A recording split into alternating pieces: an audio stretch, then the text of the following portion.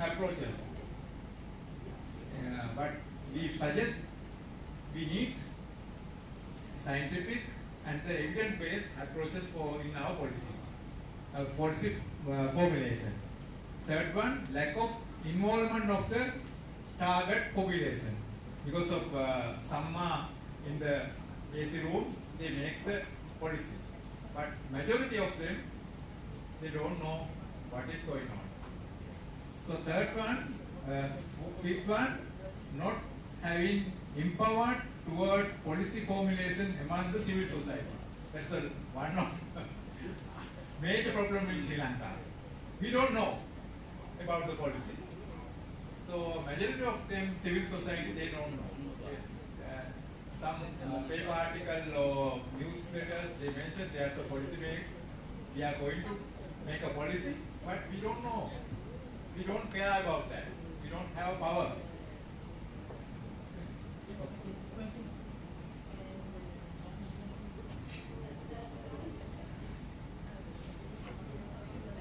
Lack of subject or policy related specialist knowledge and expertise in the formulation. Again, the policy makers only making the policies, but normal population not participate in policy making programs. Lack of bottom-up approaches. Because of when there's a actually why we need policy, because to solve the problem, but it is not the bottom-up approaches. It's a top to bottom approaches system. So the last one is rapid change the environment.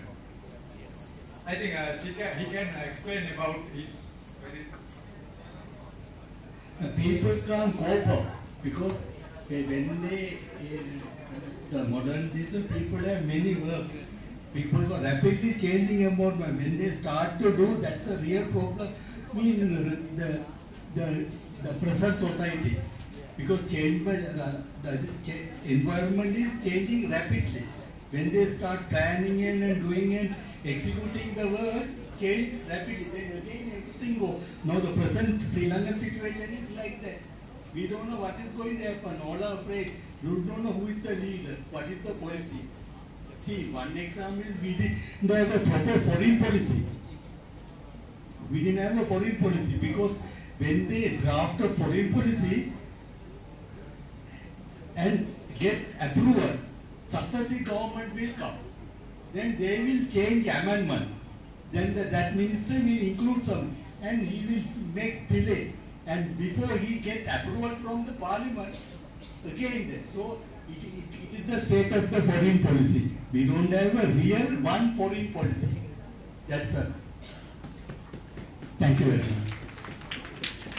Second question.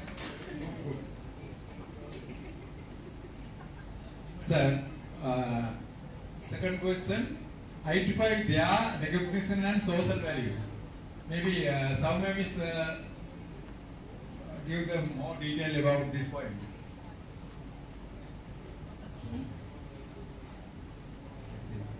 Yes, in Sri Lankan situation, so we don't give much, recognition for the domestic workers or the kind of housemakers. So first we have to give the value to them, the recognition, so then they can feel that they are doing a proper job and they have some, value. So they will feel so comfortable. So that's our first point. And we have to introduce a kind of social protection scheme for them, because they are daily wage earners and some are not paid much. So we have to introduce a kind of social protection scheme. Example, insurance and the pension. Pension scheme like that. Yeah, there's no lobby. So in our as social worker, we should more their lobby. That's the action for the lobby. Third one, fourth one, main database system. We don't have a main database. because of individually they involve those domestic work, and individually they go to the employment, so they don't know base database. Continuous follow-up. That's also one problem we face about in this problem. Providing formal and informal training. Actually, they need the training because of some they working as a loan term, but they less payment for a daily payment. So we want to categorize them, how they are trained, how they are experienced, and what are their qualifications, what are their skills.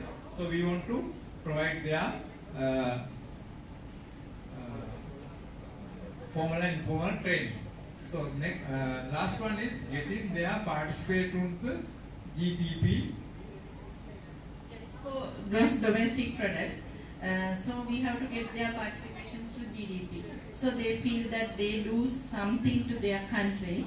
So that in a way it's a giving recognition to them as well. So that is a kind of empowerment in a way. So we are promoting this point also. Thank you very much. Okay, thank you so much. We invited group 2 for next presentation.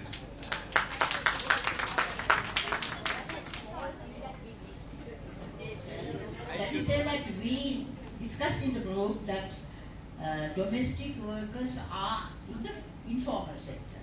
So informal sector, because of that informal sector, that the existing regulations, laws are not applicable for them. Therefore, that to make them formal sector, and then that their dignity is to some extent assured, being formal sector. So then that all this working time, the salaries, leave, everything is included, benefits and everything included. Therefore, that they should include into the formal sector. That is what we discussed in the group.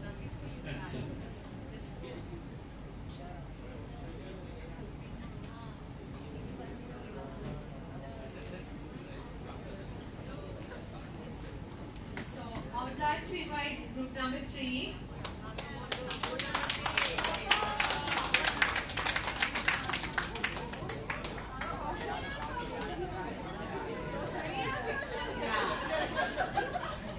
So yeah, show me how energetic you are. We are social workers, yes.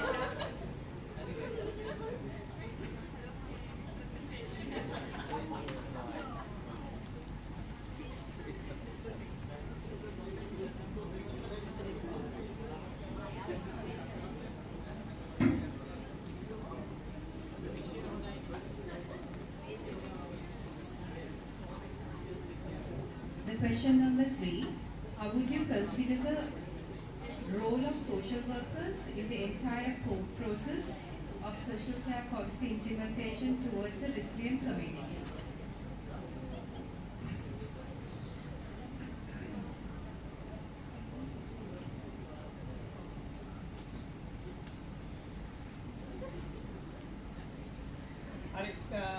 අපේ group එකෙන් තුන්වෙනි question එක දැන් මේ පොද ආලියා කිව්වා. එතකොට අපි මෙතන අපි මේන් තින්ග්ස් හතරක් මේ ලියාගෙන ආවා ඩිස්කස් කරන්න. ඊට කලින් මට දෙයක් කියා ගන්න ඕන මොනවද නම් මෙතන some of our colleagues presented in Sinhala and English, even in Japanese also. Same time මම බලාපොරොත්තු වෙන්නේ දෙමළෙන් පොඩ්ඩක් ප්‍රසන්ට් කරමු කියලා. පළවෙනි එක experience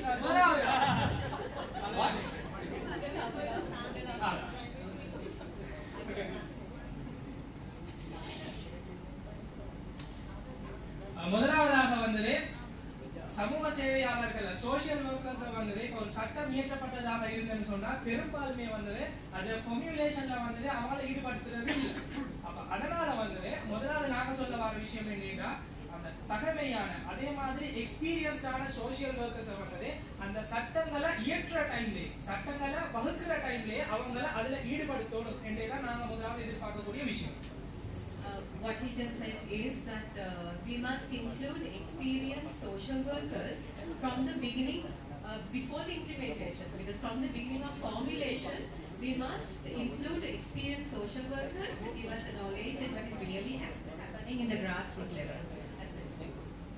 ஓகே, ரெண்டாவது விஷயம் என்னன்னு சொன்னா, இப்ப சில சந்தர்ப்பங்கள்ல இலங்கையை பொறுத்தவரையில சட்டங்கள் வருது, வந்ததுக்கு பிறகு ஆட்சி மாற்றங்கள் வர டைம்ல அந்த சட்டங்கள் அப்படியே இல்லாம போகுது. அதே மாதிரி பொதுமக்களுக்கும் அதை பத்தின எந்த ஒரு விழிப்புணர்வும் இல்லாம அவங்களும் அதை பத்தி கணக்கெடுக்காம இருக்கிறாங்க. அதனால வந்தது சோசியல் ஒர்க்கர்ஸ் மூலமாக பொதுமக்களுக்கு அந்த சட்டம் தொடர்பான ஒரு அவேர்னஸ் கொடுக்கணும். அதே மாதிரி அந்த சட்டத்தை இயற்ற டைம்ல பொதுமக்களோட கருத்துக்களையும் உள்வாங்கக்கூடிய ஏற்பாடுகளை செய்ய வேண்டும் என்பதுதான் நாங்க இரண்டாவதாக இதுல சொல்லக்கூடிய விஷயம். We must bring awareness amongst the people about the already written down policies so that they know about it, because what happens in Sri Lanka mostly is that one government comes and officials come and then they just change and the policies also just go away out of the window with them. So it shouldn't happen, and the only way that we can prevent that from happening is educating and bringing awareness amongst people about the existing policies.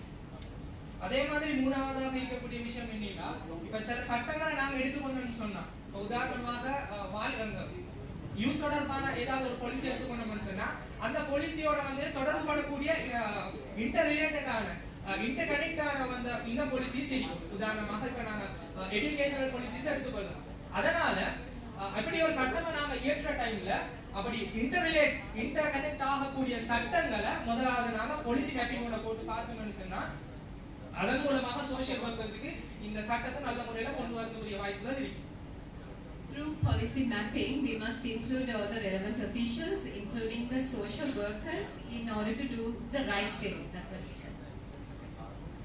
நாலாவது விஷயம் என்னன்னு சொன்னா, social ஒர்க்கர்ஸ்க்கு வந்து தேவையான சரியான வழிகாட்டல்களை அவங்களுக்கு என்ன ஸ்கில்ஸ் எல்லாம் தேவைப்படுதோ அதுகளை கொடுக்கணும். என்னதுன்னு சொன்னா, அந்த சமூகத்தை எப்படியான சமூகம் சொன்னா அவங்கள அந்த ஈடுபடுக்கும் திறன் உள்ள ஒரு சமூகமாக கட்டியெழுப்புறதுக்கு என்ன எல்லாம் தேவைப்படுதோ அதுக்கு தேவையான வழிகாட்டல்களை வழங்குறதுக்கு சோஷியல் ஒர்க்கர்ஸ் வந்ததே நாங்க அவங்கள வழிபடுத்த வேண்டியது முக்கியமான ஒன்றாக இருக்கிறது.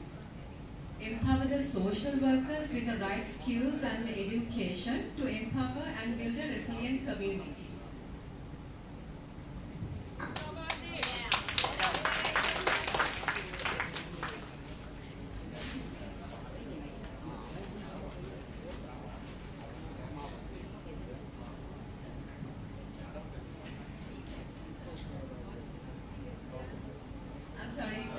One point we could write up there, I will just talk about the rest. The fourth question is, what could be the suitable approaches and actions towards building an inclusive community, leaving no one behind? So basically this involves a multifaceted approach. So we can't really say this one works and the other doesn't work. So it has to be a multifaceted approach. Having said that, the mechanisms that we must use should go under education and awareness, which we really spoke about earlier also, and then accessibility, because even if we have given the education, we have to give the education inclusive of the accessibility of these services, and it should be made accessible to the community to reach us.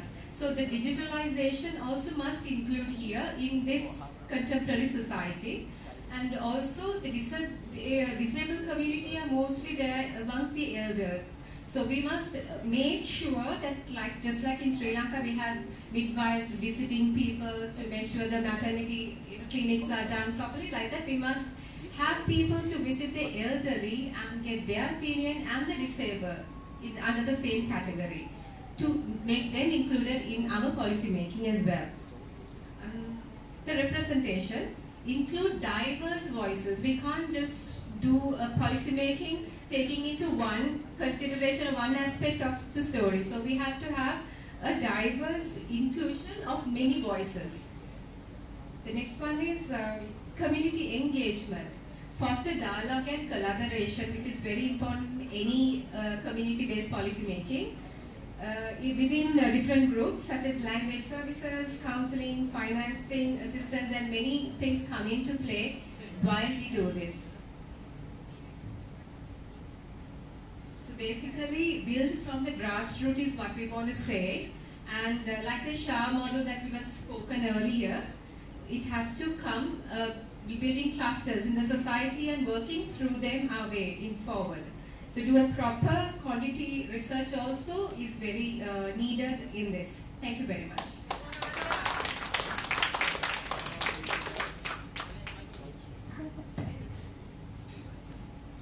Thank you very much. All four groups, and it's time that we wanted to hear from you, Professor. So what's your feedback? All right, thank you. But after wonderful four groups presentation, actually my comment is, I should say the sentence, who am I? Or who we are, right? We expect to be a social worker. Our great leader, Machiko, is here, right? She is the ratifier to say a social worker. That's the truth. IFSW has that potential, significant, authoritative position to recognize us as a social worker, country by country. So my question is, who am I? Talk to the policymaker, talk to the implementator or executive body, and talk to the domestic worker. Because we are a civilian without any identification and tag mark as a social worker. We don't have professional recognition in here and my country too. So when I talk to the people laugh at me. Are you a social worker? Because politicians say I'm a social worker before the election. The rich man, rich class who donates some clothes, right? Blankets, rice, and many other things during this any natural disaster. They say we are the social worker. I say I'm a social worker. Actually, what is the definition or identified or designated social worker? So before talking to these policy gaps, we have to mind our language. To be a social worker, that I had a role to talk to the policymaker, because there is a huge significant gap. Policymakers, in recent time, one of our honorable, His Highness, President told that recent time politicians pocket politics. There is no practice among the people in the country. Only the businessman pocket politics by dint of their investment. And that is true, and the result is the great turmoil situation happened in Bangladesh last month, 5th of August. A leader compelled to depart from the country, flew away. That is the congregation of long-standing grievance among the mass people. So when we talk to the policy, I'm just coming in a few points. You may be told that there should have some sustainable recovery approach. Security like pension, insurance. Luckily, I'm that man. I have a seminar and presentation day after tomorrow in my country on recently taken universal pension scheme. This is an act gazetted by Bangladesh government, passed on 31st January this year, 2024. And my research area is, this is a consultancy board with an organization, labor organization funded by ILO.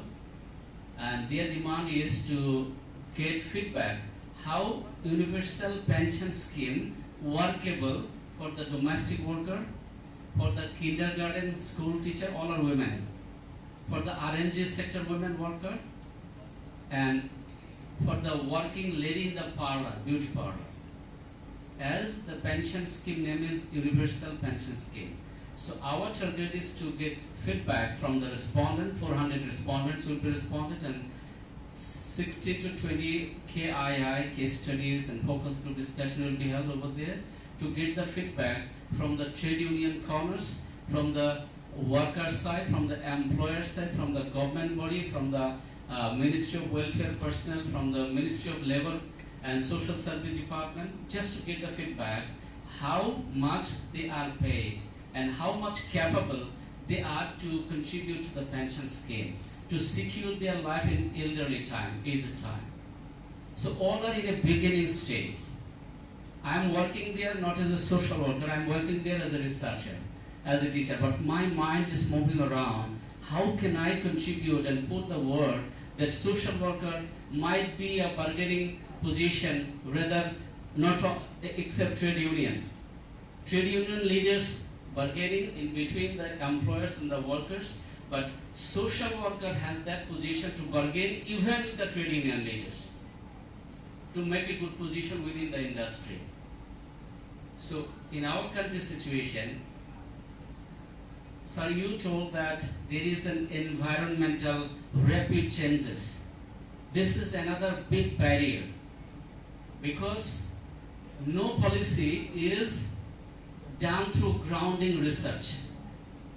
I mean, done through the root level feedback, community engagement, bottom up. But country like Bangladesh, Sri Lanka, India, Nepal, Bhutan should have policy based on the grounding research, which is very important. Getting feedback from the recipient, from the stakeholder, from the root level, community level people. They are taking policy, 300 member of parliaments taking the policy. They are declaring the television. After 1 week, 2 weeks, 1 month later, it just simply as a document, nothing else. Truly, I am taking the responsibility of all my words. That is really happening. So there should have huge, massive, rigorous awareness campaign before and after taking the policy. Because policy should be formulated from the root to top by the feedback of the stakeholders, feedback of the middle class, feedback of the civil societies, feedback of the NGOs, right? Feedback of the government people, or of course the target group. But no policy is being formulated this way. That's why domestic worker never knows there is a policy to protect the rights and welfare of the domestic workers. Person expected to get health benefits, they never know there is health policy in our country.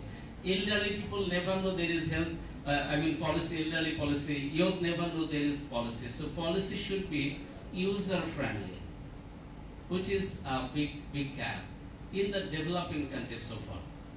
Because in developing country, people actually start thinking from stomach, their unmet basic needs. Still, we have all the needs, basic needs so far in different dimensions unmet. So how come we can think for the brain? It's difficult. And policy should be same. Policy should be well introduced to the stakeholders, target group, target recipients. Rather, the policy maker might be changed. But in our country, matter is this group. Yesterday, someone said, or today said, there is coloring of the policy. One political party took this policy, other party changing this policy, growth change, even they spoil the policy. So there are huge debates, but my first word is, who am I? It should be clear first to talk about the policy. Otherwise, we don't have any legal rights to talk about the policy because we are not social workers. So for that reason, I would humbly request you to raise your voice together. The young generation in our country, the students, became the revolted, and finally they got second independence in our country. Just let flew away ex-prime minister. So things that happen when people come out with their big voice. So as a social worker, if we be drowsing and sleeping and talking less, it cannot be a profession. I don't believe. We have to argue with the authority. We have to talk to the government, coming out all together from academic fields, from practicing field. Otherwise, without being recognized as a social worker, you cannot contribute heartfully. Without a competent and confident heart, you cannot talk for other people. Whereas you have still lackings yourself.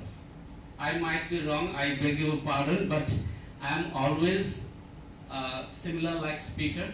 Where I talk, always I ask and speak out my voice this way, without identification. Still, I'm in crisis. I'm in existential crisis as a social worker. My respected Professor Machiko Ohara, being IFSW AP professor, I am bargaining with the then president in front of us, right? Please look at us and look at the issue. How come social work can be, of course, a recognized profession to make the society integrated and inclusive later on? Because social worker has a great potential.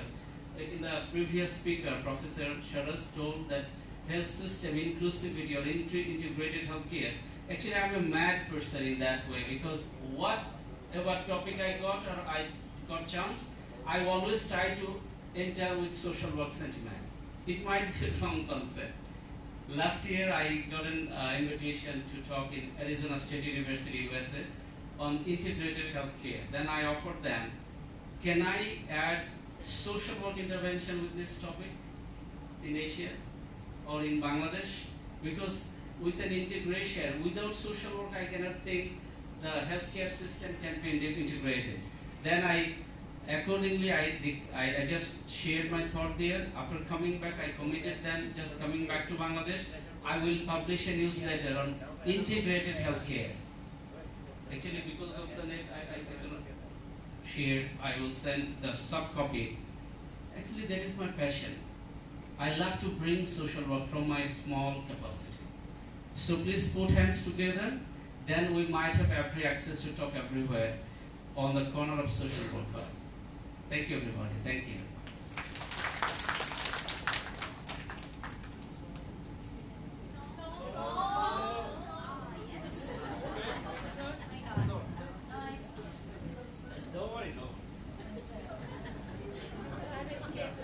Actually, I had to face many difficulties, many, as a proctor of my university, this is a disciplinary post, and head of the departments, I had to counsel my colleagues, even other departments, students, administrative wing. When they have some problem, they come to me, even it might be night, afternoon, or noon. They just observe my smiling face. So Queen Elizabeth II told that a smiling face is the half solution, right? Is that it? Yes. So I try to keep my face smiling always, Machiko. That's the technique. And before joining in teaching on 2010, I was serving in Emirates Airlines, Dhaka Airport, for 4 years. So I had so many training, international training, how to impress people. But I forgot I'm getting older, right? And getting brown here, so it's getting lost maybe. But this is the last song for you, the second song. Should I, Machiko? Please don't say once more. I have just 2 songs stock, right? Without music. But if Victor say one more Habib, then I will be bound to speak the 3rd song, right? Thank you. But in this song, just I need your little support. Melodious clapping, gradual, slow clapping, right?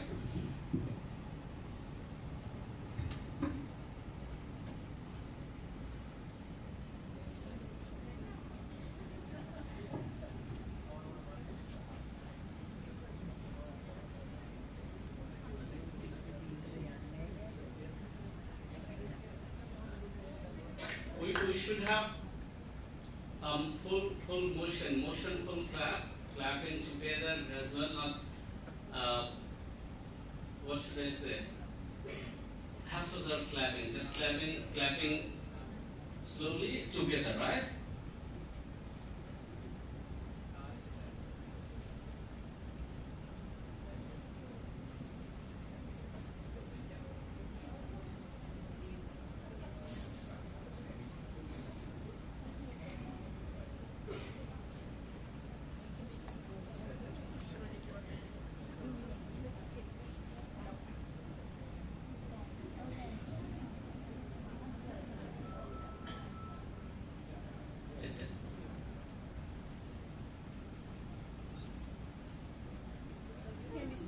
So I can start. Can I start, Victor? Okay, good. Otherwise, I'll send you the recording.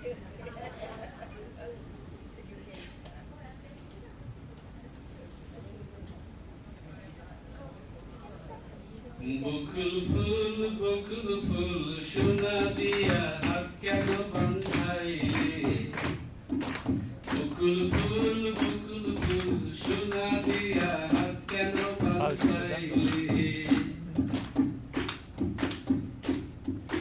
Shauno bhadono mashe jamai ador kore lo, jamai ador kore. Shauno bhadono mashe jamai ador kore lo, jamai ador kore. Ichhe jamai korbo ador tana to nai kore lo.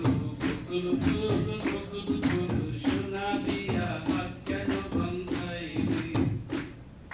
Bokul phul, shona diya hat keno bandhaile. Amar jamai dhang bae horindangar mache lo, horindangar mache. Amar jamai dhang bae horindangar mache lo, horindangar mache. Shona dehe gham jhore, shona dehe gham jhore, toika parang bate lo. Bokul phul, shona diya hat keno bandhaile. Bokul phul, shona diya hat keno bandhaile.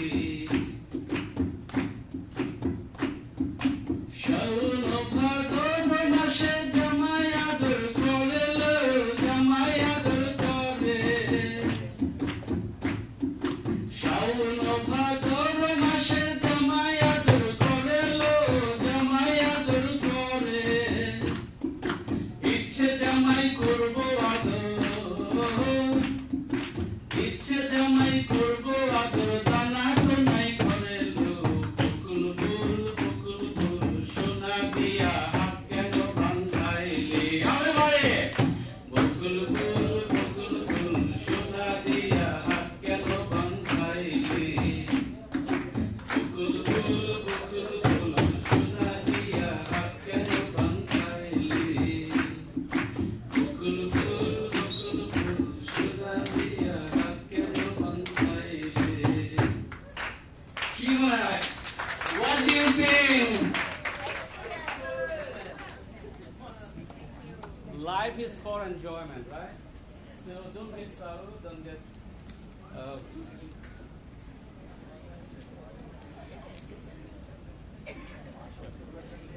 So with that free entertainment which we have not included for our 2 days workshop, so we given free entertainment as well for our participants from a professor, associate professor. So let me conclude the presentations and today's enriching and enlightening presentations. And there's a message, as always, Professor mentioned that we as social work, we are passionate to serve our community. And let's take this message forward and continue the good work from your end. So let me invite Associate Professor Habibur Rahman, People's University of Bangladesh, and our Executive Committee member, Ms. Chatu Guru Singh, to give away the token of appreciation to our professor.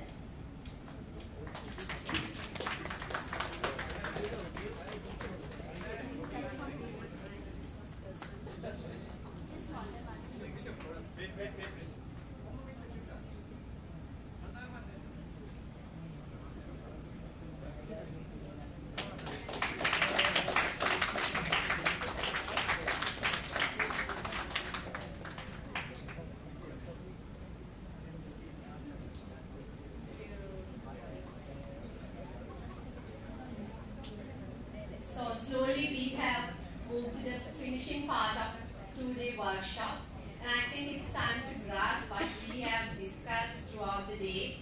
So I think that would be the take-home message, and I would like to invite the consultant in youth policy and youth development, Mr. Sachin Dulanchana, to summarize today's sessions and to mark the closing.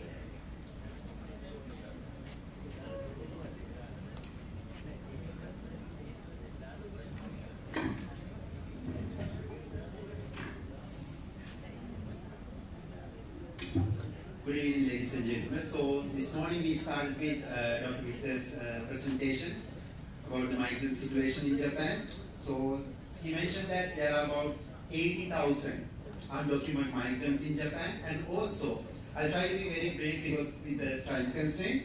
So he mentioned about the interministerial councils and current roadmap which has been introduced, especially focusing on the safety, because there's this narrative of kind of stereotype migrants are more into crimes. So that stereotype is there. So that roadmap is kind of based on that safety and also lively and rich in diversity, and also respecting dignity and human rights. So this roadmap is especially about safety, enriching society with diversity, and also respecting dignity and human rights.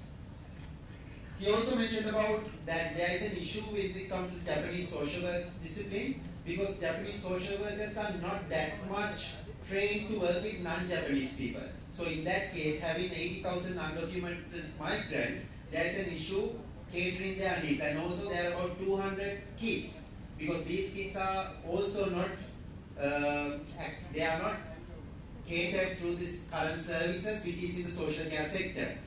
And also he further mentioned that only documented migrants are in the access to the services. So in that case, there's a huge issue when the Japanese social workers are not in a situation to cater these migrants because they are not trained on these cultural competencies. So there's an issue where they cannot cater these needs. So in that case, there's an issue with the Japanese migrants and the social work discipline in catering this, accommodating this need.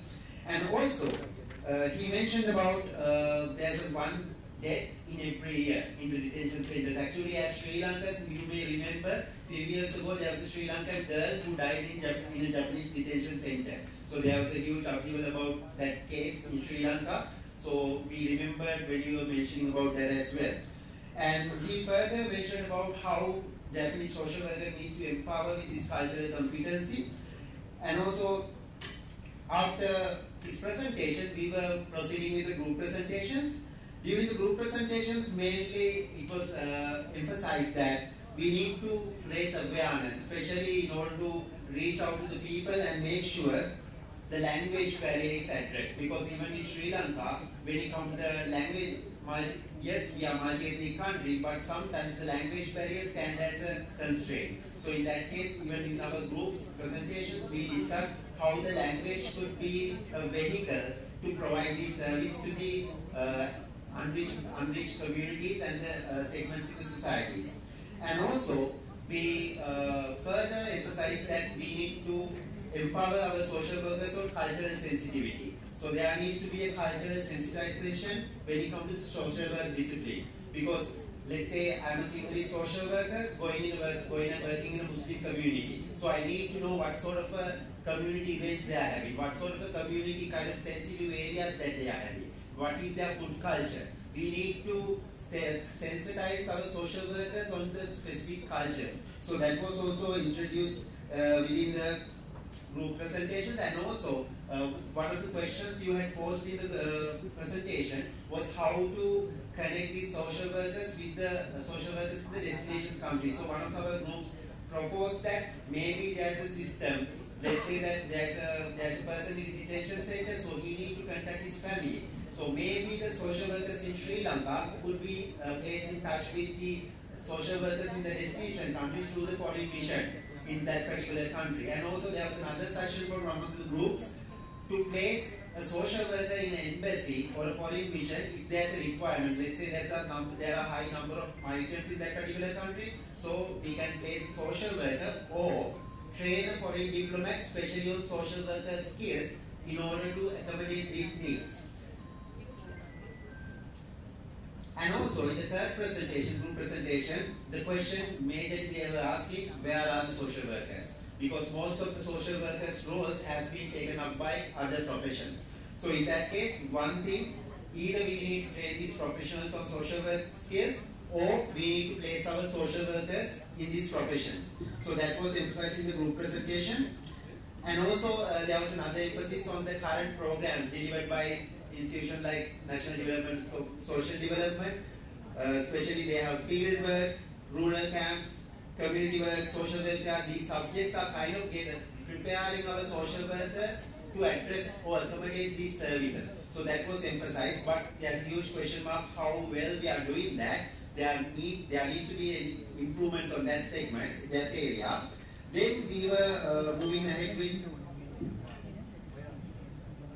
and then we got some feedback from Dr. Victor on the presentation, and he emphasized, actually we felt so proud, and we haven't even thought about it.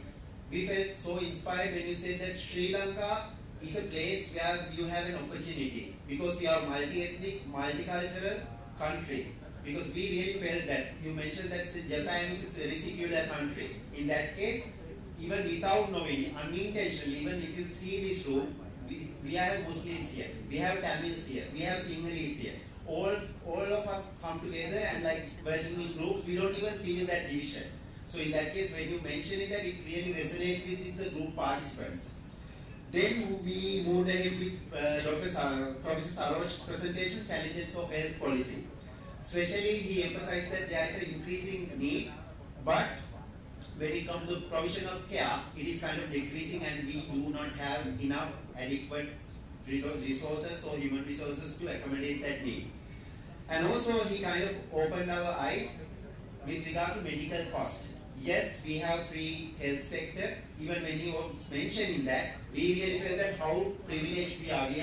We have seen that when the Europeans come here, when they try to take some hospital care or maybe health care, they need to call their insurance, they need to make sure that the insurance pays to the hospital. But Sri Lankans, as Professor Saroj mentioned, even Sri Lankan from Hambantota district can go to Mullaitivu and enter a hospital without any issue.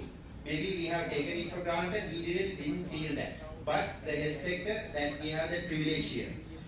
One of the important things Professor Saroj mentioned is, even though we have field health care, there are some costs involved, indirect costs, like the traveling. Even though it is free, maybe a person from a village, when he comes there, maybe there is some involved cost there. And he also mentioned that they have experimented some home visits by their final year medical students, where it gives transformative experience to the students as well. Mainly, by some of his presentation, what he mainly emphasized was, we need to couple free healthcare system with good social support. That was his major point. Even though we have free healthcare system, it wouldn't be very practical or kind of fully operational unless we have good social support. So that was his key point. And also after that, we had the group presentations on that. So we were talking about how social workers could be incorporated to the healthcare system. We talked about the designations or the pay, and we also talked about the policy formulation process. Introducing a new sector would be kind of a rigorous process here. So in that case, we need to do a lot on that. But the groups were presenting certain models, like maybe involving trainees, interns, and also maybe training healthcare workers on certain issues, and also one of the organizers mentioned that like how she practically doing stuff to kind of familiarize the healthcare workers with the social work profession by bringing students inside the hospitals. Then we moved ahead with Professor Abdul Rahman's presentation on domestic workers, where he mentioned that we have this South Asian mindset with regard, in comparison with the Western mindset, where they are self-independent. We feel that someone needs to help us, even with our food, even with our laundry. Maybe we are not hiring domestic workers to do that, but when you come to the gender's perspective, maybe females are doing all these works at home, even though it is non-paid. So he further mentioned that if I'm not mistaken, the minimum age for working is 12 in Bangladesh.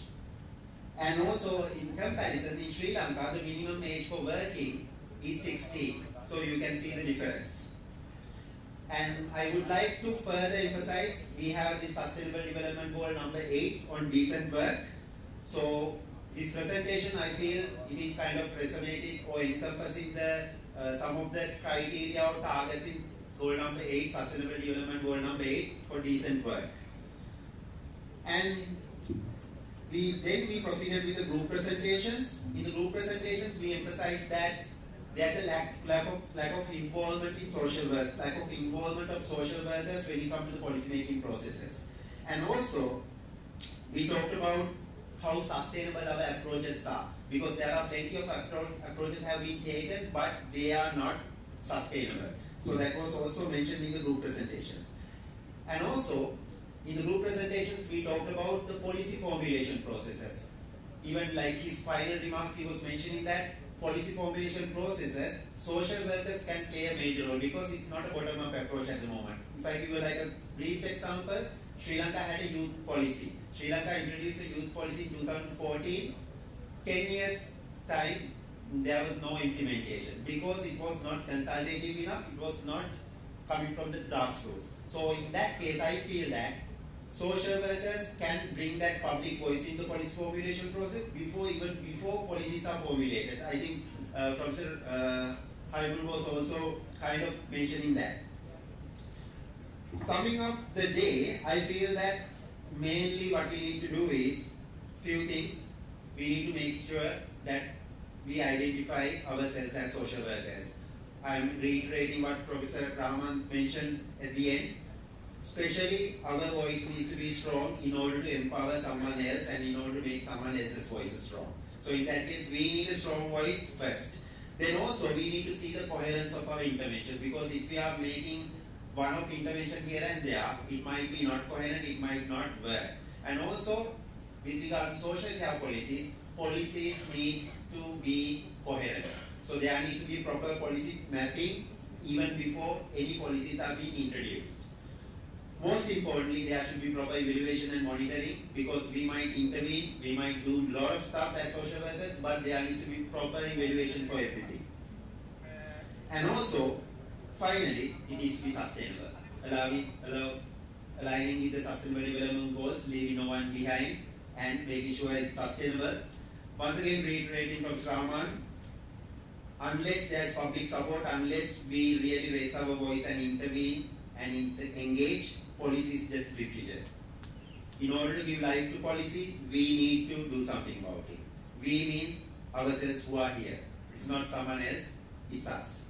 So thank you very much. I hope that we had a really collaborated evening or 2 days, learning from Bangladesh, learning from Japan, learning from our own Sri Lankan counterparts from different disciplines. I feel that my personal request as the person who is doing closing remarks, please maintain these connections which you have made here, because this could be beneficial in your work, organizational work and in personal work, and social work is all about networking and collaboration in my point of view. And thank you so much. Donobat, arigatou gozaimasu.